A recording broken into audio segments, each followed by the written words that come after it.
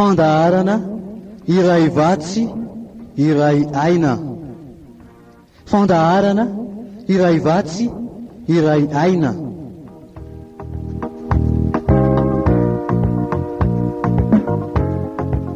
Iarahanao amin'ny mpanompon'Andriamanitra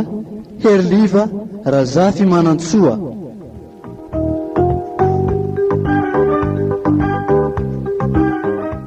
Isaky ny zoma amin'ny 4:50 ka hatramin'ny 5:50 eto amin'ny radio Vaovao Mahasoa.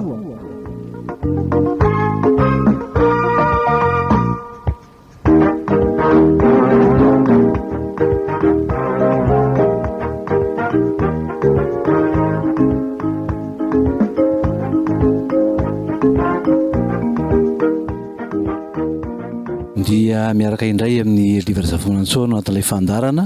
iray vatsy iray aina izay rahanao amin'ny ora takisao eto amin'ny radio Vaovao Mahasoa. Faly miarabona amin'ny anaran'ny Tompo ary dia tononona ho anao so amin'ny ankonanao ny fiadanan'Andriamanitra ray izay mihoatra noho ny fahalalana rehetra. Fifaliana ho andray ny miaraka aminao amin'ity an'ity andiniantsika lohahevitra hafa indray ny fiarahan'olon-droa izay mpifankatia moa izany. Fa milohan'izany dia andeha apetrakantsika amin'ny Tompo izao fotoanantsika izao indray hivavaka isika. Tompo Andriamanitra io indray ny fitiavanao. Tsy takatra ny sainay izany Tompo fa mihoatra lavitra noho izay eritreretinay ny fitiavanao. Ankehitriny dia ao anatin'izao fandarana iray vatsy iray izao indray no ifampiresahanay hizarana izay mahasoa amin'ny sitrapon'Andriamanitra ny amin'ny resaka fitiavana, fifankatiavan'ny olon-droa. Metraka fihaino aminao zany Tompo, ianao no an'olon-tsaina, ianao nametraka ny teny eo-bava mpanomponao ianao koa no ameno fanahinao amin'izay rehetra iaino ka ho takany amin'ny sitraponao tianao ambara amin'ity fotoana ity indray. Dia manatrefy ianao anay Tompo fa raha misaraka aminao zay tsy manao na inona na inona. Dia ianao no metrany fihaino an'izany voninahitra ny ao anao. Sotra indrindra Tompo. Amen.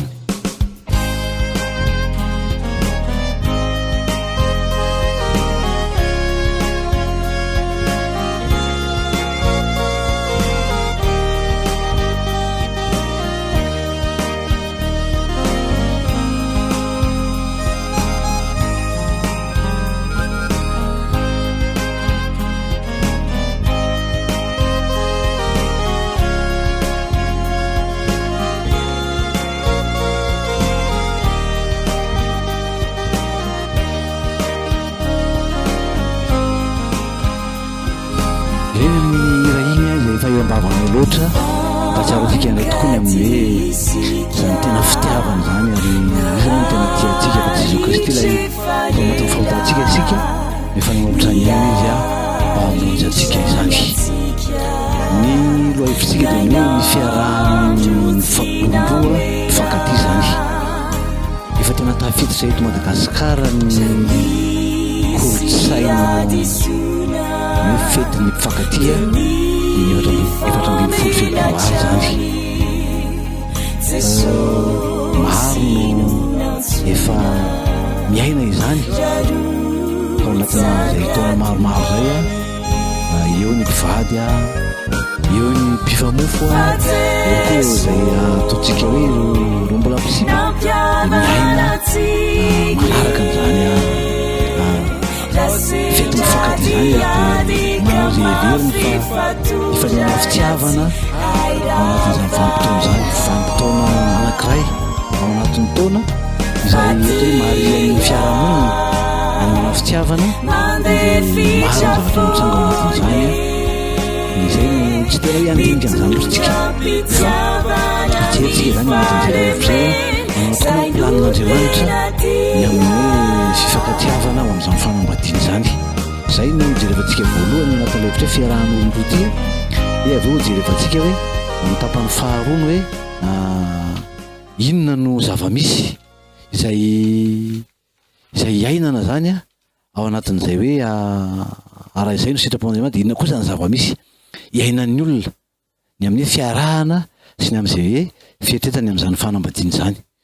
Roa zaretsika roa zany ilay lohahevitra dia ny lohahevitra hoe ny fiarahan'olon-droa fiaraha-mifankatia zany a de jerevantsika ny hoe amin'ny tapany voalohany hoe planin'Andriamanitra ny amin'ny fanambadiana, de ny tapany faharoa kosa de ny hoe ahoana ny ainan'ny olona azy, ahoana ny zava-misy hitantsika eny amin'ny fiarahamonina, ny amin'izany hoe fiarahan'olon-droa izany. Ireo zany no jerevantsika. De jerevantsika ny soratra masina ny Genesis toko faharoa.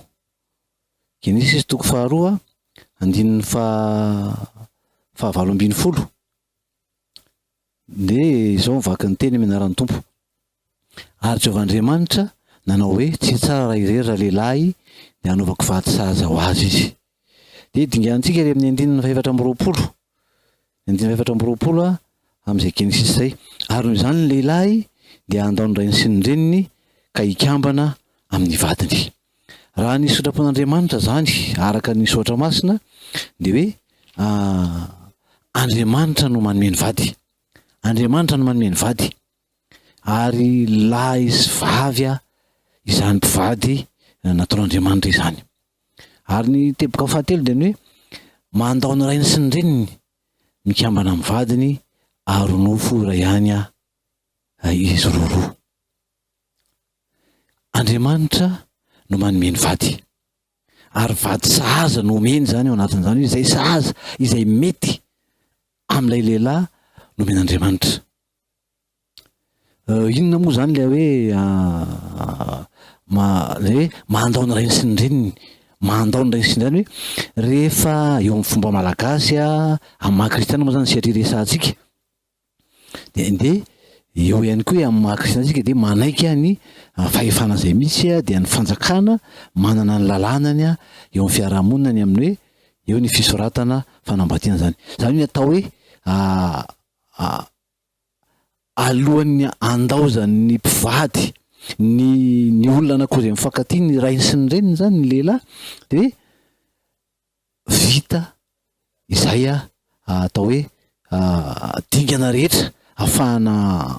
milaza fa mpivady tokoa ilay olona zany. Vita. Zany hoe eo zany ny malagasy ny mariazy araka ny fomba malagasy eo ny fisoratam-panambadiana zay mariazy civil, eo ny fanamasinana ny fanambadiana any amin'ny fiangonana ny mariazy religieux zany rehefa vita reo zany de zay le atao hoe vita ilay fampakaram-bady ary dia mandao ny rainy sy ny reny mikambana amin'ny vady ho nofo iray ihany izy reo. Mijery zany hoe manao tokoa moa sitrapon'Andriamanitra ny amin'izany hoe fiarahan'olon-droa mankany amin'ny fanambadiana, amin'ny planin'Andriamanitra amin'ny fanambadiana de io ihany no planin'Andriamanitra. Izay no planin'Andriamanitra de Genesis toko faharoa andininy fahaefatra amby roapolo tiny hoe andininy fahavalo ambin'ny folo hatramin'ny andininy fahaefatra amby roapolo hoe zay nisitomantsika an'ireto teboka reto hoe Andriamanitra no manome vady lahy sy vavy zany mpivady zany mandao ny rainy sy ny reniny raha lehilahy mikambana amin'ny vadiny ary de ho nofo iray ihany izy roa. Ary izay le hoe vita ny fampakaram-bady, vita ny ara-pomba malagasy, vita ny fisoratana any amin'ny commune ary vita ny fanamasinana ny fanambadiana any amin'ny fiangonana zany. De zay vao mandao ny rainy sy ny reny zany. Zay le tapany voalohany. Ary ny faharoa de hoe mikambana amin'ny vady. Zany hoe lasa mitokantrano zany. Manana ny tokantranony zany fa tsy ao amin'ny dada sy ny eny intsony fa lasa manana ny tokantranony zany izy mivady. Ary zay vao misy le hoe ho nofo iray ihany izy roa. Ho nofo iray ihany izy hoe zay zany vao misy ny atao hoe firaisana ara-nofo eo amin'ilay olona anankiroa izay mifankatia ary nanana tanjona ao amin'izany fanambadiana zany. Nanana tanjona ao amin'izany fanambadiana. Tsy raha fantatry ny kristianina tsara zany amin'ny maha-kristiana zany de hoe misy an'ireo le ambaratonga izay atao hoe dingana lalovana mankany amin'ny fanambadiana eken'ny fiangonana izany isika. Ka ny ao amin'ny de ao anatin'izay zany rehefa vita zay le dingana zay de zay vao misy le atao hoe nuit de noces tsika zany ny tena hoe eo vao hoe andeha hitokana ny mpivady andeha hanao hitokana anamarika an'izay hoe fahavitan'ny fanambadiana zay. Ny vakintsika ny Deutéronomie Deutéronomie toko fa 420. Deutéronomie toko fa 420 de ny andininy fahadimy. Zany hoe ny ambaran'ity soatra masin'ity dia ny hoe ny lehilahy zay avy mapakabady dia tena hoe isitraka mihitsy ny am'izay vadiny zay. Vakintsika mianaran'ny tompo zany Deutéronomie toko fa 420 andininy fahadimy zany. Raha misy lehilahy vao nampakabady de tsy andeha antafika izy ary tsy ampanaovina fanompoana akory, fa avela hitoetra ohatrano ny heri-taona ka ampifaly ny vadiny zay vao nampakariny. Zany hoe raha misy lehilahy nampakabady ozy de raha ny fomba zany tam'zany ny lehilahy rehefa ampitaona de manao fanompoana miaramila mandeha miady miantafika, fa ny lehilahy zay rehetra avy mampakabady de tsy mandeha miantafika izy, manana zo izy zany tsy andeha antafika fa mijanona ao amin'ny tranony izy mampifaly ny vadiny. Zany hoe tena misitraka mihitsy an'ilay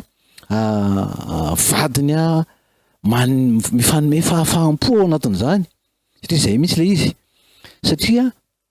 ao anatin'ny fanambadiana de zay nanaovan'Andriamanitra azy hoe maro fara, zany hoe mameno ny tany. Zany hoe tena nataon'Andriamanitra azahoana taranaka ny fiarahan'ny firaisana ara-nofon'ny mpivady ary ihany koa hoe ahafahan'ny mpivady misitraka ny fahafinaretana zay nataon'Andriamanitra izy ao anatin'izay fiarahana ny mpivady izay. Izy nisitraka an'izay fahafinaretana izay. Fa ny mialohany zany de tena hoe miaro ny tena tsy voaloto. Ny Timoty voalohany toko fahadimy andininy faharoapolo, Timoty voalohany toko fahadimy andininy faharoapolo de miresaka tsara am'izay hoe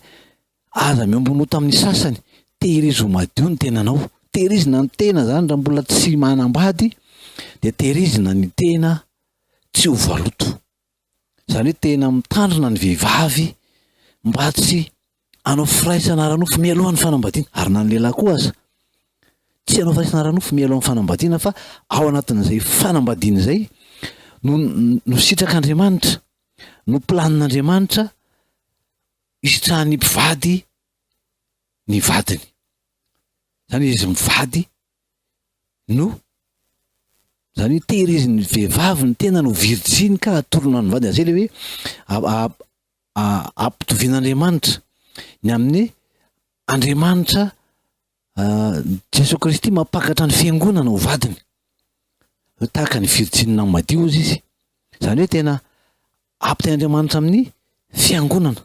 Jesoa Kristy izany fiombona mivady fampakaram-bady ny mpivady zany, ary hoe tena tahaka ny virjinina madio ny fiangonana. Ary ny vehivavy ihany koa zany de hoe raha ny tena sitrapon'Andriamanitra de zay mihitsy hoe virjiny no ampakarina ho vady ao anatin'izay. Ka hitantsika hoe ny zavatra misy ankehitriny manao ahoana tokoa moa fa de afatsika vo hijeren'izany zany fa hoe zay no sitrapon'Andriamanitra ny fanambadiana. Raha mijerytsika matsiny am'izao zany hoe ahoana marina moa zany andro mifankatia zany, de inona no ataon'ny olona ao anatin'izany, de izavy no manao an'izany. Raha jerefatsika hoe izavy no manao an'izany hoe misy ireo zay mpivady misitra manao an'izany, misy ireo mpifamofo, misy ireo zay hoe mpitsipa fotsiny de hoe mandeha mankalaza an'izany fety mifankazany de manao zavatra zay tsy eritreretinao tokony ho ataony fa sasany de efa manao fomba mivady sady ao anatin'izany. Fa hitantsika hoe zay no sitrapon'Andriamanitra zany, tsy misy firaisana ara-nofo mialohan'ny fanambadiana. Fahamarinan'ny tenin'Andriamanitra zany ambara lazaina, satria ny fahamarinan'ny tenin'Andriamanitra tompoko de mijanona ho fahamarinana. Be dia be ny zavatra miova ankehitriny zany eny amin'ny fiarahamonina, fa na inona zava-misy sy lasa hoe lasa fomban'ny olona de tsy hoe lasa manova ny fahamarinan'ny tenin'Andriamanitra zany, tsy hoe efa lasa lany andro zany, fa efa misy zavatra vaovao zao iainana de hoe lasa diso ny tenin'Andriamanitra fa amboarina. fa ny fahamarinana dia mijanona fahamarinana. Tenin'Andriamanitra dia maharitra mandrakizay, tsy hoe miova araka ny vanim-potoana satria miova ny olona, fa zany fahamarinana zany a dia mijanona fahamarinana. Ka raha mijeritsika ny amin'ny hoe sitrapon'Andriamanitra ny amin'ny fanambadiana fiarahan'olon-droa dia izay a no ambara. Dia raha ohatra ianao kristianina, zay no izy, zay ny fahamarinana. Zay efa tafalatsaka moa dia tsy hoe efa latsaka ato dia toy izy am'ty fa tsy zany izy, fa azo atao tsara ny hoe satria tamin'ny androny tsy fahalalana no nanaovanao izany,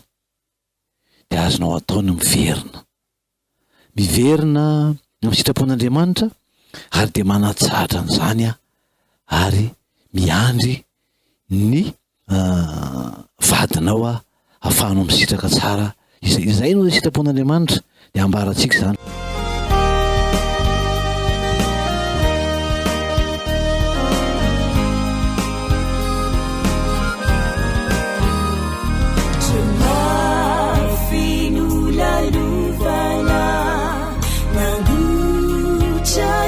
Tukua rareni nutsaruvana vemampamuifu fatseso nampayeri sinampituratrani samyafani fiteri fatuliraiani fateso nampiavanatsike rasenjatiadi kamafi faturanatsi hairavana fatia fone mitundra pitiavana ny falemen zay no tena dia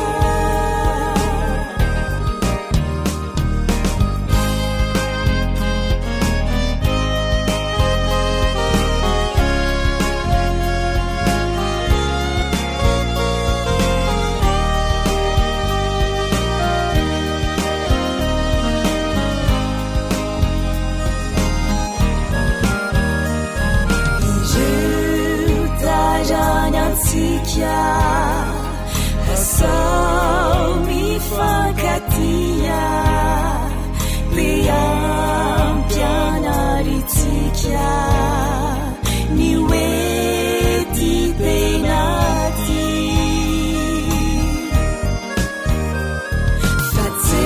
fatsesonu sakaiza tinafuyatsika kana traiza hanupoazisika fateso nampiavanatsike rasenjadiadi kamafi faturanatsi hairavana fatia mandefitra fone mitundra pitiavana ny falemen zay no tena tia fateso nampianatratsike tire liseuti hamianjurecha simiova maricha fone visailai fitiavana tena fite simateni uni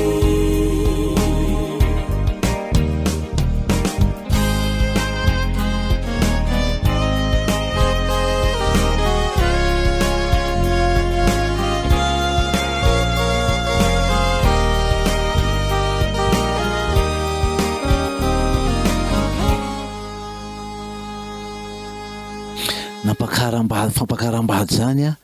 ny ainany zany a de hoe fifaliana andro iray toa zato no mety ny rahantsika an'izany a ny ainana an'izany fa ho an'izay mbola miandry am'izany hoe fanambadiana zany a de ny tompo mahalala ny fotoanany a de ho avy ny anjaranao de mareta miandrasa ny fotoana zay a omeny tompo anao a anomezany an'izany vady-saza ho anao zany fa nresantsika te hoe natao ao anatin'izany fanambadiana natao hisitrahana ny firaisana ara-nofo a eo anivon'ny olon-droa mpifankatia zany fa tsy hoe any ivelan'ny fanambadiana de efa miditra anatin'izany sady natao atsika ananana taranaka zany ary natao ihany koa hisitrahana afafinareta ozy izy ny mpitoro teny toko fasivy andininy fahasivy manao hoe amin'ny anaran'ny tompo miravoravoa amin'ny vady malalanao amin'ny andronao rehetra mandalo foana zay efa nomen'Andriamanitra anao miravoravoa amin'ny vady malalanao amin'ny andronao rehetra mandalo foana zay efa nomena anao tian'Andriamanitra hisitraka sy hifaly ao anatin'izay hoe firaisana ara-nofo zay ny mpivady rehefa vady izy zany de ao no mantanteraka izany rehefa tsika ny ohabolana fahafito andininy fahavalo ambin'ny folo fakitsika mianaran'ny tompo ihany koa mbola milaza izany hoe ao anatin'izany fanambadiana zany no hisitrahana ny firaisana ara-nofo ny mpivady fakeny mianaran'ny tompo zany andeha aoka isika hivoky fitia mandra-paharaina ny andro aoka ho feno fahafinaretana amin'ny fitiavana isika izany zany no sitrapon'Andriamanitra hiainana ny firaisana ara-nofo ao anatin'ny mpivady zany tsy any ivelany zany fa zay de efa ambaran'ny tompo fa fitsangatsangana halan'Andriamanitra izany zavatra ny ary manakotana ny tokantrano ihany koa ireo zany no hitantsika hoe zay no tapany voalohany hoe ny manahoana ny sitrapon'Andriamanitra ny amin'ny hoe fiarahan'olon-droa planin'Andriamanitra ny amin'ny fanambadiana fa ndreo jerevantsika indray ny teboka faharoa ao anatin'izay loha hevitra iny hoe inona ny zavatra misy hitantsika ahoana ny ainan'ny olona zany hoe fiarahana mialohan'ny fanambadiana zany manahoana ny ainan'ny olona ny fiarahana mialohan'ny fanambadiana ny fifamofona eo koa zany ty resaka hoe sipamozy izy zany filazantsika azy fitiavana moa zany no resaka ao anatin'izay ny rehefa miresaka fitiavantsika de misy fiatombohana zany hoe taiza hoaizany natombohany de inona ny nahatonga azy fa raha jerevantsika ny lehilahy dia mora taitra amin'ny zavatra hitany maso zay zany lehilahy zay zany hoe rehefa mety zavatra manaitra azy izy avy amin'ny masony visuel moa zany filaza azy hoe ny masony mahita zavatra manaitra azy de iny mataitra vehivavy tsy mba tahaka an'izay fa ny lehilahy de ohatran'izay zany hoe lehilahy zany de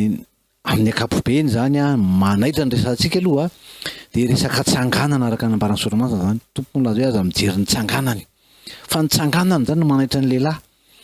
ny bika ny hatsaran-tarehy bika manendrika ny hatsaran-tarehy mety ny fiakanjo mety maro zany zay le hoe bika manendrika zay sy ny fisehoany ty ivelany zany na ny tsanganany izay no manaitra ny lehilahy zany fa tsy voatery hoe zay fotsiny akorina hoe zay no mampatonga azy akavady olona anankiray fa io zany manaitra ny lehilahy voalohany aloha zany hoe any am'izay fa rehefa akavady izy marina fa mijery an'izany izy fa mety mijery lafin-javatra hafa ihany koa anatin'izany zany amin'ny maha-kristianina de jerenany hoe mba tsy ho zioga ho anao ny olona zay tsy mitovy aminao tsy zanak'Andriamanitra zany de zany anisan'ny atao hoe critère lehibe de tokony apetraka voalohany satria raha mijery lara-pahamehana zany sika de ny hoe tokony ho zanak'Andriamanitra mba tsy ho lasa zioga ho anao ny vadinao izay tsy kristianina tsy zanak'Andriamanitra fa raha hoe taitra fotsiny amin'ny zavatra ivelany reny ny amitsanganany fotsiny tsika dia anana fasiarana anatin'izay fa nefany ho an'izay efa tamifiditra moa de ambarany sotramasina hoe aoka tsy hialy izy fa efa masina ao amin'ny tompo rehefa masina anankiray dia masina ny zanaka zana satria afaka mahazo ny avy aminao zay zanak'Andriamanitra ny zanakao ny am'izay hitezanao azy ny am'izay ikolokoloanao azy ao anatin'izay hoe fiainana kristianina sy ny ataontsika hoe culture biblika izay. De izay zany aloha manaitra voalohany manaitra ny lehilahy zany de ny tsanganana resaka ity ivelany. Raha ao anatin'ny vanim-potoana ny maha-adolescente na atao antsika adolescent zany na anatin'ny fahatanorana fiatomboan'ny fahatanorana iny de zany hoe tsy mbola ao an-tsain'le adolescent atao hoe zaza vao misondrotra azy ao anatin'ny vao fisandratany atao hoe fidy ao anatin'ny maha-olon-dehibe zany de tsy ao an-tsain'ny tanora loatra matetika ny adolescente ny hoe vady hoe hiaraka amin'olona izy de te olo ty ho vadiny. Fa ilresantsika teo le fahatairana amina bika manendrika sy amin'ny atsaratarehy sy ny am'izay mety hoe eo ihany koa le hoe fivelaran'ny vatana ao amin'ny fananahana fahamasahana zany mihamasaka tsikelikely eo am'zany hoe fahavonona ny vatana ho amin'ny fananana anak'izany de reny zany lasa mitarika ny tanora sy ny adolescente hiditra am'ty resaka hoe sipasipa ity zany. Tsy vadiny ao an-tsainy zany raha hiaraka amin'olona izy fa le hoe sipa zany. De eto de efa milaza hoe ho an'ny tanora mitodika amin'ny tanora de ny hoe tsy sipa no ilainao ary tsy mbola vadiny tokony ao an-tsainao fa namana no ilainao. Rehefa mampianatra rehefa manofana an'ireny tanora reny de manindry tsara an'izany mihitsy hoe ny tena manao hoe namana no ilainao ary tena ilainao zay namana zay.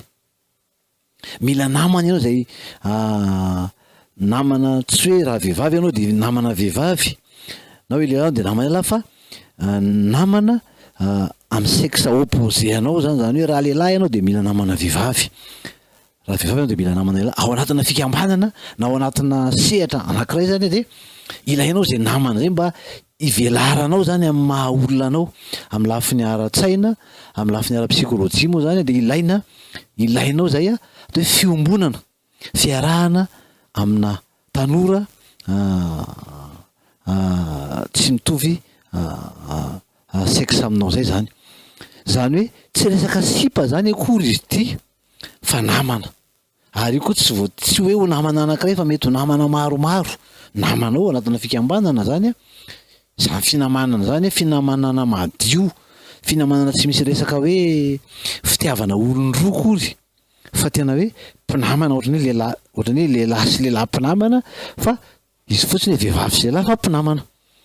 Tsy hoe tsy azo tanterahana zany fa raha vao misy an'izany de hoe voatery tsy maintsy hoe misy resaka fitiavana olon-droa hoe ho resaka fitiavana olon-droa akory hoe lahy sy vavy zany fa hoe fitiavana madio mihitsy, finamanana madio zany. De izay zany hoe tsy le hoe indraindray zany no le ao anaty vao miditra anatin'ile hoe adolescente rehefa tonga amin'ny ataontsika hoe azo ny fahamotiana zany na hoe ny âge de puberté de lasa misy an'izay atao hoe mila olona, mila namana izay tsy mitovy sexe amin'ny tena zany. De ny zavatra manahirana nefa de hoe indraindray zany ao anatin'ireo le taona io ny ankizy de tia manandrakandrana zavatra be dia be, tia mijerijery zavatra samihafa tsika zao anatin'ny andron'ny fanatontoloana. Eo ny resaka fifandraisana, ny resaka internet efa mivelatra be mana telefôna, smartphone ny olona de ny ankizy de afaka tsy mahita zavatra be dia be ao anatin'ny internet zany. De indraindray rehefa adaladala zany mijerijery zavatra tsy tokony tsy mbola mahasoa, tsy mahasoa mihitsy moa zany fa tsy hoe tsy mbola mahasoa reny atao hoe film pornografika na boky pornografika reny na hoe mety hoe mahita ny fitanjahany avy amin'ny fomba fiakanjo na ny lehilahy tarihany namandratsy de matetika zany io le fifandraisana anatina namana io ary zay tokony mahasarotiny ny ray aman-dreny amin'io izy moa ny namany zanako. Izy zany namany tsy maintsy manana namany satria ilainy zay hoe gropy zay fikambanana zay mba hivelarany fa tsy hoe de hidinao trano ao izy de ao foana lasa tsy mivelatra am'le maha izy azy le maha olona azy izy fa mila manana namana mila manana fikambanana kanefa mila fantatra mila jevana izy le fikambanana inona le fikambanana misy azy olona ohatrany ahoanany ao a namana ohatrany ahoanany ao inona io gropy na inona io a de manahoana le olona ao anatin'io gropy io a de reny zany a tokony ho arahandray aman-dreny maso a mba tsy hoe anino animba satria tsy afaka hotazonao tranontsony ny zanako ao rehefa miditra ao anatin'izay satria tsy maintsy manomboka manome fahafahanao azy ianao na tianao na tsy tianao de zay le hivelarany zany fa inona no ataontsika hoe arofanina ataon'ny ray aman-dreny a mba tsy ahatonga anazy hoe ao anatina fikambanana hafahafa zay tsy aso azy misy azy ary namana tahaka ny ahoana no fandraisany a ao anatin'izay de rehefa sendran'izay hoe mahita zavatra tsy tokony mbola mahita zavatra tsy mahasofo miazakazaka am'kany zavatra ratsy ahatonga fisainana ratsy de mahatonga ny ankizy indraindray a te mieritreritra hoe mila manao an'izany sipy zany izy ary ilainy zany zay no lasa fiheveran-diso ao anatiny a na hoe tanin'ilay nofony izy de lasa mirona teo any am'izany satria amin'ny ankapobeny mantsy a amin'ny ankapobeny de hitantsika hoe tsy ny reny fiarahany reny adolescente reny a fiarahan'ny tanora amin'ny ankapobeny a dia miafara foana any amin'ny firaisanara-nofo ny maharatsy azy zany zany hoe raha tsy manana ataontsika hoe fiainam-bavaka matanjaka raha tsy manana ataontsika hoe fanabeazana matanjaka ary tsy miroboka makany amina zavatra tsy mandeha am'izay mety hoe fiarahana hafahafa zany de latsaka foana anatin'izay firaisanara-nofo zay ary zay no tena ratsy anatao izy hoe noho ny fitarihan'ny namana noho ny resaka atao amin'ny namana zay milaza fa efa tokony hiditra am'izany efa tarabe saovy ianao mbola tsy manao an'izany ihany de sy le fahitana an'le hoe namana eto efa manao daholy an'izany daholy de zarery ve no maninona eto de lasa zay le atao hoe influence izay zany lasa mahatonga an'ilay tanora mifampitoana amina zavatra ratsy a ary tsy ty resaka sipaty ihany fa ao anatin'izany ny resaka fisotrotoka ny fifofoana zava-mahadomelona ny sigara sy mety norongony mihitsy aza no ilay atao hoe influence ao anatin'le fiarahany samy tanora no mahatonga ny tanora lasa tafarona ao anatin'izany ary na tsy izy rehetra fa nanoray am'ireny aza reny tanysitsika iny hoe zay filan-dratsy sy raha nasotra masina tsy tokony atao a de ahasarika ny zanakitsika ho any am'izany ka ho anareo tanora nijereo tsara ny namana iarahana rehefa hitanao fa tsy mitovy amin'ny tsy mifanaraka amin'ny sitrapon'Andriamanitra ny zavatra hitarihany ianao a ka hoe aminao hoe sao de tsy mety aminao ny hijanonanao hitoeranao anatin'izany fikambanana misy anao zany satria raha ohatra ka animba ny atao hoe foto-kevitrao na izay fomba nitezananao anova ny fomba fijerinao a na anirenanao no anao zavatra tsy mifanaraka amin'ny ny kolotsaina kristianina ireo etika kristianina zany a de eritreretina hoe sao de tsy tokony ao anatin'izany fikambanana zany ianao zay tsy tokony namana am'izany olono zany ianao satria animba ny maha ianao anao mihitsy zay a natao hoe ny valeur anao no simba ao anatin'izany rehefa tena dinihana de tsy mbola ao anatin'ireo tanora adolescente reo zay tsika ny hoe vady fa indrindra ny ray ara-nofo hitady fahafinaretana no manosika azy a hiditra ao anatin'izany hoe resaka sipa izany fa ny tena marina de ny hoe namana zay ny tena sarobe indrindra hoe mila namana ianao ary tsy namana ray io fa na maromaro any namanao a de ireo zany a no ahafahanao manana an'ilay ataontsika hoe ahafahanao mahazo an'le fivelarana mahazo an'le fivelarana amin'ny maha olona feonao anao zany a no tsara hoe anananao an'izay namana zay de lasa tsy hoe de ao anatin'io mety hisy olona mety hoe mitory fitiavana aminao na tiditra anatin'izany fa anjaranao no milaza mbola tsy zany ka,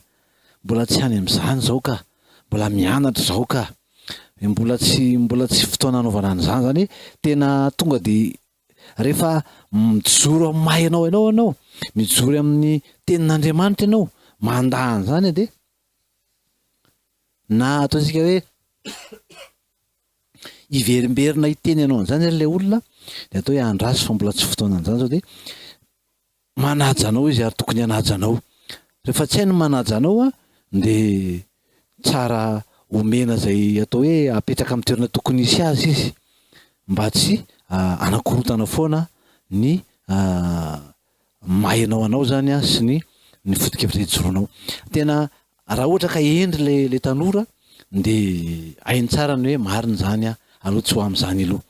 Ny tsy hoe tsy voatery akory zany hoe noho ny atao hoe tery na ny fanerena ataon'ny namana de andeha hiditra ao anatin'ny zavatra tsy hitanao hoe tsy tokony hidiranao ianao. Fa manana safidy tsara mihitsy ianao ny andahy ary tompona andraikitra am'izay safidinao ianao. Ny olona zany de zao hoe tompona andraikitra am'safidy atao ny olona, marina fa mety misy fanerena fa tsisy afaka hanery anao anatanteraka an'izay sitrapony fa ny olona de tompony safidiny. Fa rehefa manaiky ianao de anjaranao zay ny nanaiky de tompona andraikitra am'izay fanekeny zay ianao fa tsy ny terena de lasa nanaika noho ny am'izany zavatra zany. Tsy tsika ambara zany de ny hoe azo atao tsara ny mandahy mijanona amin'ny fitezana nomenanao am'izay maharesy lahatra anao ny amin'ny sitrapon'Andriamanitra zay teneniny aminao tokony ataonao de azo atao tsara ny manaja izany ary azo atao tsara ny manazava an'izany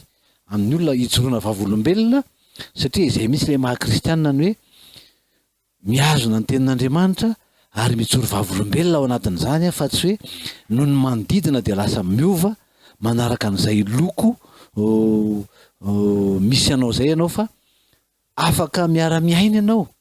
raha hoe zay le misy raha ohatra hoe any am-pianarana io afaka miara-miaina afaka miresaka io fa tsy voatery hoe anaraka ny fomban'ny hafa ianao rehefa manana ny fombanao zay fantatrao fa sitrapon'Andriamanitra izay iantsony anao mba ho hakatoavinao ihany koa zany. Fa zay ataontsika hoe ao anatin'ny fitombon'ny olona no miomana ao amin'ny fananahana ny amin'ny fananana taranaka ny vatana. Rehefa manomboka ao anatin'izay fahamoteny zay antsika age de puberté de miova miandalana miatomombana ny tova sy ny vatana andray an'izany hoe taranaka zany na ny vehivavy zany na ny lehilahy afaka manome an'izany taranaka zany koa. Ireo fiovan'ireo zany de ndraindray tao manetsika faniriana tsy hoe ireo zany lasa mampatonga anao lasa mitady an'izay hoe inamana hitady finamanana hitady fifandraisana amin'ilay sexe opposé anao zay raha lehilahy ozy tsika de lasa te hinamana amin'ny vehivavy te hifandray amin'ny vehivavy raha vehivavy de te hifandray amin'ny zatovolahy zany. Tena ara-boajanahary zany tsy hoe zavatra ratsy zany fa ny fifandraisana ifandraisanao aminy no mety hoe tsara na ratsy. Inona mbola hoe ratsy rehefa tsy mifanaraka ny sitrapon'Andriamanitra de lasa ratsy na hoe misy tafahoatra loatra satria indraindray misangy indraindray de lasa tafahoatra zany sangy zany de ireny mety manaitra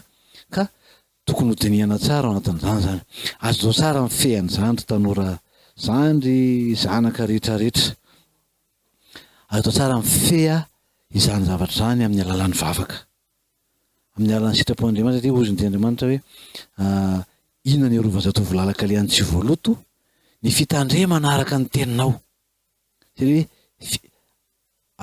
endreny amamin'ny teninao raha andramako tahaka ny tantely atao ambavako zany hoe ny fitazonanao ny tenin'Andriamanitra fiazonanao zany dia ary faninao anao iainanao sitrapon'Andriamanitra. Fa mety ho mafy ny tery ny pression zany zay mahazo anao anatin'ny fikambanana anatin'ny namana zay iarahana fa afaka hijoroany zany mety hoe arabirabiana mihitsy ianao atany ny tanjon'ireny de atao zay hampanaiky anao anova ny fijerinao anova ny zay zavatra nekenao teo anatin'Andriamanitra mba hivadika amin'ny hiala amin'ny sitrapon'Andriamanitra ka hanateraka ny ratsy zay kendren'ny hafa kendren'ny devoly ho tanterahanao zany. de raha zanak'Andriamanitra ianao de mino aho fa lehibe ao anatinao. Iteny tahakany Josefa raha atao hoe nosavian'ny ny vadin'ny Potifara izy mba hoe hiandry aminy, mba hiray ara-nofo aminy. Zany hoe lehilahy Josefa izay tereny ty vadin'ny tompony ty mba hiray ara-nofo aminy, de tena nandahatra amin'ny farany izy. Misy zany le pression hoe le patron anao, ny mpampiasa anao no manery anao mba hiray ara-nofo aminy. Fa tsy nanak'izany Josefa, fa lehibe tao anatiny no hoe ratsy indrindra ao an'Andriamanitra zany ary fady zany. De zay mihitsy ny teniny hoe ataoko ahoana nanao zany ratsy indrindra zany ao an'Andriamanitra ka hanota amin'Andriamanitra. De izay Josefa zay lay modelitsika tanora, modelitsika mba tsy hanaovantsika, mba tsy eritreretantsika fa hoe tsy azo tanterahana, hoe tsy lamody tsony zany. Io tsy lamody, ny ten'Andriamanitra de tsy lamody fa fiainana. Zany ny tenin' Jesosy hoe ny teny zay nozaraiko taminareo dia fiainana. Zany hoe ny tenin'Andriamanitra de tena fiainana mihitsy. Ary zany izy hoe tena iainantsika ary fiainantsika. Fa zany teny zany no lasa tonga nofo kanonina ty anatintsika de Jesosy Kristy tompo zany. Ary zany Jesosy zany no mitarika atsika ho amin'ny sitrapony, mitarika atsika mba hiaina ao anatina fahatsarana amin'ny sitrapon'Andriamanitra. De izay fa tsy hoe lamody akory ny hoe mihazona ny tena ho madio, araka ny Timothée voalohany toko 5:12 mivaky atsika teny hoe tehirizy ho madio ny tenanao. Tsy hoe lamody ka efa lany mody, lany le lamody fa hafa ndray zao ny lamody, fa fahamarinan'Andriamanitra mitoetra. Fa zany ny tenin'Andriamanitra hoe zao rehetra zao de ho levona, fa ny teniko tsy mba ho levona. Zay rehetra ataon'ny olona, zay rehetra heverin'ny olona ho tsara sy marina, ho levona zany. Fa ny tenin'Andriamanitra tsy ho levona, ary ny fahamarinan'Andriamanitra tsy ho levona, ary tsy ho lany andro. Fa ny fahamarinana de mijanona ho fahamarinana hatrany zany. Tandremo ny tenanao ry zatovolahy, tandremo ny tenanao ry tovavy, mahaiza mifehy tena, aza andevozy ny filana fa azo fehezana zany filana zany. Mety maro ny rediredy aminao hoe tiako ianao, zangy ty anao, fa ny fitiavana tsy fihetseham-po, ny fitiavana tsy filana ara-nofo, ka hoe porofona amin'ny filana ny firaisana ara-nofo ny fitiavana. Fa raha ohatra ka zany tokoa no tiana apetraka eo aminao hoe raha tiary ianao de porofo fa tiay ianao, de marina zany. Marina zany fa ny sehatra misy zany de ny hoe rehefa vita ny fanambadiana, rehefa mpivady tsika de marina zany. Fa porofoko aminao fa tiako ianao. Fa zay teny ataoko ambony alitara de fitiavana. Ny fitiavana anao ary rehefa vita ny fanamasinana ny fanambadiana de ny soratra masina ny amin'ny Deutéronome teny hoe herintaona tsy mandeha raha miaramila ozy izy ny lehilahy fa mampifaly ny vadiny zay vao avy nampakariny ao anatin'izany herintaona zany. Zany mampiseho amintsika fa zava-dehibe amin'ny fantatr'Andriamanitra fa tsy fantany satria izy nahary atsika eny de fantany zany. Ny namana sy ny sipa ary manao ahoana zany namana sy ny sipa zany. Resantsika teo hoe namana io ilainao fa tsy sipa. Hoy ianao hoe ka za tsy namila namana tokoa ny ianao fa tsy sipa. Ny ilainao amin'izao fivelarana, ny ilainao amin'ny fivelaranao ara-psikôlôjia zany sy maha olona manao de ny hoe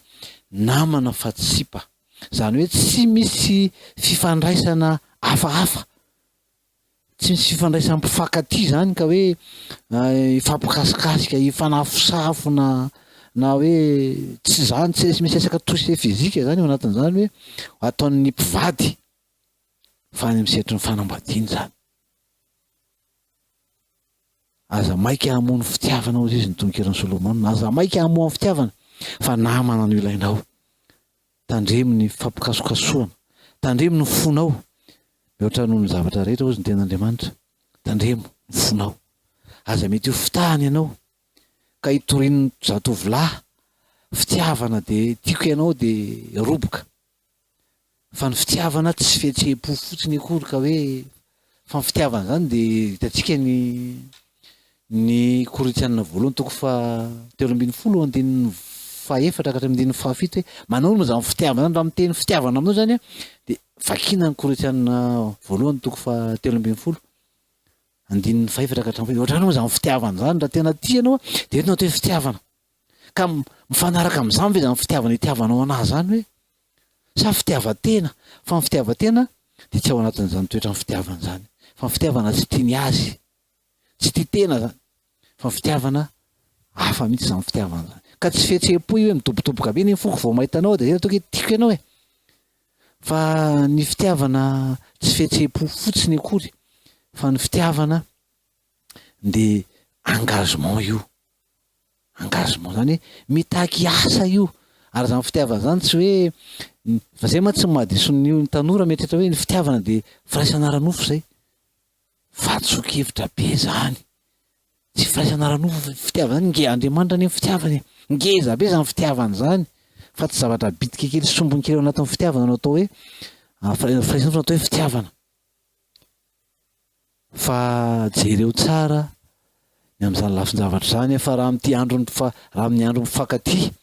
no zay no lasa ho tanteraka hoe eo no atao hoe kiondalana andrasan'ny ny olona anankiray ahafahana misitraka ny vatanao ahafahana manimba ny tenanao ahafahany mahazo firaisana ranofo aminao de hampalahelo anao fa orinan'izany mety tsy ho tiantsony ianao e mety tsy ho tiantsony ianao orinan'izany fa ilozany eo ianao fa itsika ny tantarany aminona tantarany aminona sy ny anabaviny zay nilaza fa ty ary nitsiritra mafy an'ity vehivavy ty ary rehefa azony zany firaisana ranofo zany ndray ranofo taminy izy de halany lasa tsy tiantsony lasa halany mihoatra lavitra noho ny fitiavany azy mifankalany azy fa nefany a nitsirity mafy ary nataony zay azahoana an'ity vehivavy ty fa rehefa azony a halany ray rehefa vitany ny sitrapony nofony rehefa nray ranofo taminy izy de lasa halany fa betsaka ny tratrany zany a hoe rehefa avy vitan'ny lehilahy zay nylany'ilay vehivavy zany firaisana ranofo taminy de atsipony fotsiny a tsisy ilany azy tsony ka tandremo so anatin'izao vanim-potoana amoizana ny ivoizana mafiny amin'ny fety mpifankaty de hoe ifaneo fitiavana de raha tia de asehoy ary de roboka ianao fa sao de ilozany aka aleo anao hiaraka aminy a de aleo omeko azy ara zany fa raha zany de tiaviny sao de ilozany a raha andeha izy ka rehefa tsy ety anao zay anao ka andeha izy de aleo izy andeha raha zay no zavatra tediaviny aminao de tsy anao nge zany ty mifahiny fotsiny raha hoe mbola tsy fotoana hanomezanao an'izany zao de hoe andeha izy fa hisaraka aminao de tsy tiany ianao zany fa iny zany no tiany aminao de zay fotsiny de zany ve de fitiavana ve zany zay le fitiavan-tena resantsika tsy fitiavana zany fa fitiavan-tena zany ka aza mety ho fitahany ianao a ho rebireben' lehilahy ry zandry malala ry zazavavy ohatrany zay le hoe ny sipa zany de zay matetika natao hoe sipa de miaraka de mifampizara zay mety heverina hoe fitiavana eny a de efa mandeha ny toucher physique ny misafosafo ny tambitamby zany hoe efa lasa miaina fiainam-pivady ny mpisipa ary zay le tsizy zay ny farany de tsy maintsy tafaroboka fa anatin'ny firaisana ranofo a de efa lasa hoe efa lamody de efa tsy mampaninona tsony a fa miaraka amin'ity olo ty a de ohatra mpivady mihitsy zay a de atao daholo zay fomba mivady rehetra de avy rehefa sy tiantsona de misaraka de miaraka amin'olo hafa ndray a de ohatr'izay foana zany mandra-pahatonga ny hanambady am'izay de tsy zany tsy planin'Andriamanitra zany avarintsika tany aloha fa planin'Andriamanitra de tsy zany rehefa mbola tsy fotoanany ny iarahanao amin'olona ka ho any amin'ny tokantrano de namana no ilainao zay fa tsy sipa ka anao fomba mpivady rehetra ary rehefa tsy tiana tsony de arina de misolo hafa ndray a de mampalahelo a fa de zany mono lasa fiainany maro kehitriny a de tsy sitrapon'Andriamanitra zany fa lasa viravirain'ny ny adala rehetra io a ny zazavavy a ka tsy sitrapon'Andriamanitra zany ny maro moa zany no ohatsika hoe resantsika zany misy koa mpivady ny atao hoe fitiavana tsy hoe andro ray ao anatin'ny taona zany no hoe andeha hifaneo fitiavany raha toe andro mifankatia ny 14 febroary de tsy hoe ratsy zany ka hoe maninona raha atao fa tiako ianao andeha lavitra kokoa raha tena hoe fifankatiavana no tediavina. Efa ny ataontsika teto ny amin'ny hoe resantsika foana ny amin'ny fanehoam-pitiavana. Ny fanehoam-pitiavana tsy hoe indray mandeha isan-taona vao fanehoam-pitiavana. Fa maro ny fanehoam-pitiavana azo tanterahana. Ary mila anokanana fotoana ireny anaovana azy. Aza ny fanehoam-pitiavana zany tsy hoe indray mandeha isan-taona akory no andeha hoe isy fotoana manokana ho an'ny mpivady fa azo atao isam-bolana zany. Araka izay mety ho fahafahana manao azy. Azo atao isan-kerinandro zany satria ny fotoana manokana natao hoe le moment de qualité de azo atao foana miaraka amin'ny mpivady amin'izay programme tiany atao. Andeha hoay tsika hanao inona tsika? Mpivady no mandeha. Hoaiza andeha any amin'ny restaurant ve? Andeha hitsangatsangana manokana ve? Fa ao anatin'ny hoe inona no resahana amin'ny anatin'izay le resahantsika hoe tsy miresaka olana, tsy miresaka projet, tsy miresaka zay kasaina fikasana ho an'ny tokantrano, tsy miresaka fitezana, tsy miresaka fa resaka fifankatiavana no voizina ao anatiny. Resaka zay ampifankatia no atao ary tsy manao resaka tsy mifanatsikera, tena hoe miala fa tena hoe mifankatia. Azo atao foana zany fa tsy hoe andeha hiaraka amina fotoana ray de ho any amin'ny restaurant de vidy zavatra andany vola be indray mandeha fa azo atao foana ny mifaneho-fitiavana tsy zany ihany ny faneho-pitiavana azo atao fa misy maromaro efa niresahantsika eto amin'ity fandarana ity eo zany fotoana manokana le moment de qualité zany, eo ny fanomezana, eo ny fifanampiana, ny hoe mifanampy ny mpivady, eo ny resaka tosy fizika tsy hoe amin'io indray mandeha iny ihany indray fa afaka atao amin'ny fotoana rehetra zany ny fikasehana ny vady. Reny zany de raha mpivady tsy hoe tsy tokony hanao an'izany akory hoe de akalaza ny andro mifankatia tahaka ny rehetra fa manokany fotoana atao anatina programme ny hoe isakin'inona no hiaraka fa tsy hoe mifanadino ao anatin'ny taona de amin'io indray vao andeha hiaraka fa tsy tokony hifanadino fa koloana foana zay fiainam-pitiavana zay ao anatin'ny fiaina tokantrano de mamy le fiarahana tsy merikerika aty zero fa tena hoe mahafinaritra ny mpivady satria mifaneho fitiavana amin'ny fotoana rehetra zay ahafahana manao an'izany fa tsy hoe fotoana ray no andeha hanao an'izany de na hoe hiaraka amin'olona hafa andeha hanao an'izany fa vadinao no hanaovanao an'izany ary tsy indray mandeha isan-taona fa indrisy moa fa mety hoe mety zay mitsy koa ny sasany vao manao indray mandeha isan-taona vao manao fa tiany entahanao hoe ataovy zany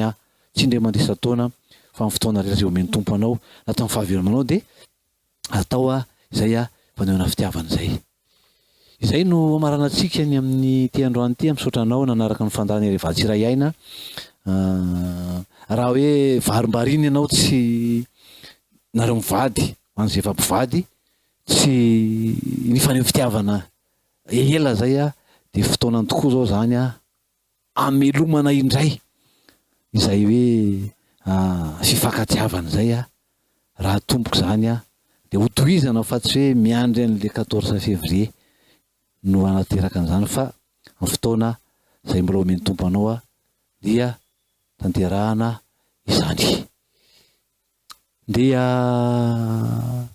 mametraka anao amin'ny tompo indray aorin'izay fandarana zay azo atao ny miaino ny fandarana ao anatin'ny YouTube radio Vomasoa an'izay mbola te amerina na hoe tsy naraka hatramin'ny farany izany fandarana izany sokafanao fotsiny radio Vomasoa anatin'ny YouTube dia ao ny fandarana Rehevatsy iray aina toy ny fandarana eto amin'ny radio moa zany dia azonao diarahana izany. Dia ho an'ny tompony voninahitra ary ho anao kosa ny fiadanana ny lahara-pifandraisantsika moa dia ny 034 80 747 60 032 46 926 71 ary ny 033 14 081 43. Samy ho tahintsika rehetra dia samy mitombo anatin'ny fankatiavana ary ny tanora kosa dia andeha araka sitrapon'Andriamanitra anana namana fa tsy anana sipa ka andeha hanao ny fomba mivady ao anatin'izay fiarahana zay. I raha farany amaranantsika azy aorinan'ny vavaka izao matoky anao koraita. Aoka tokony tompo sika am'izay rehetra iainana iaraka amin'ny koraitsika aorinan'ny vavaka isan'ny vavaka sika. Tompo misaotrany amin'ny fitiavanao, misaotrany am'izay rehetra nomenao renesinay tamin'ny tian'io tiandray. De ianao niaro ny tanoranao rehetra tsy anota eo anatrianao fa ho arovanao ary omenao fahazavan-tsainany am'izay rehetra nampianarana ka zay rehetra efa latsaka tao anatin'ny fahadalana sy ny fahalotoana fijangajangana de ho restaurenao indray ka averinao ny amin'ny fiarahana aminao ka hitahirin'ny tenany ho madio. Zay efa manambady Andriamanitra ianao ny amelona indray ny fitiavany mpivady. Mety efa nangatsika, mety efa variana ihany koa de ho velominao. Ao zao manana olana samy hafa tompo ao anatin'ny fiainan'ny mpivady. Ianao Andriamanitra no amerina indray an'izy ireo ary amany olana rehetra zay mitambesatra, mampifanalavitra, mampisy olana ao anatin'izany fiainatokantrano zany. De ho voninahitra ao ny tokantrano kristianina rehetra. Hoanao no voninahitra tompo aminay kosa ny fiadanana ny anaran'i Jehovah Kristy tompo. Amen.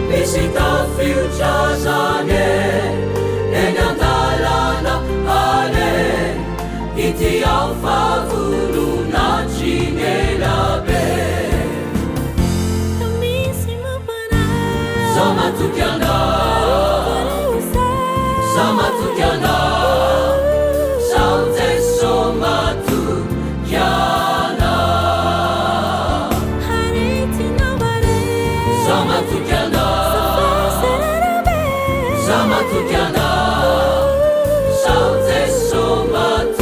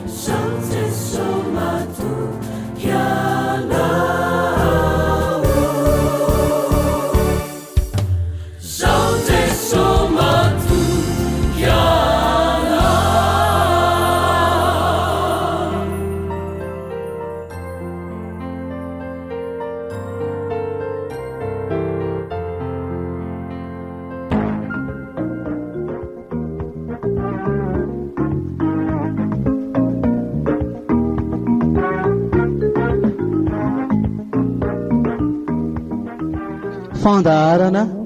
iray vatsy iray aina. Fandaharana iray vatsy iray aina.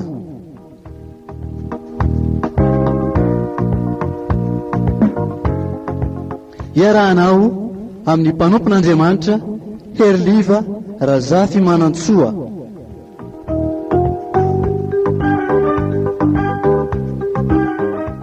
Isaky ny zoma amin'ny 4 ora sy fahefany ka hatramin'ny 5 ora sy fahefany eto amin'ny radio Vaovao Mahasoa.